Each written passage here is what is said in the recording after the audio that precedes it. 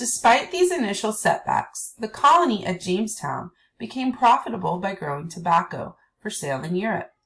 By 1619, Jamestown was exporting tons of tobacco to England for the new fashion of smoking. Jamestown's new tobacco economy created a labor shortage. The need for laborers was so great that early settlers attempted to enslave the area's Native American Indians.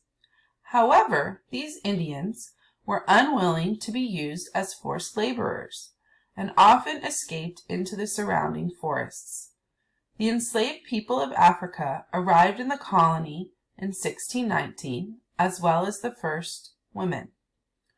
As the success of tobacco planting spread, using African slaves would grow to become the foundation of the Southern agrarian economy. Later, the area of colonial settlement spread from Jamestown to other parts of Virginia. The capital of the colony was moved to Williamsburg. Virginia eventually had both rich plantation owners and smaller farmers, and grew to become one of the wealthiest colonies. Click on the video to watch it. Remember, you can expand the video by clicking in the box in the bottom right corner.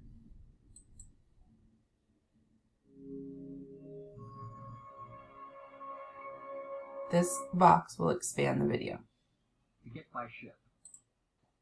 For more information, check out this link. You can access the link by clicking on it.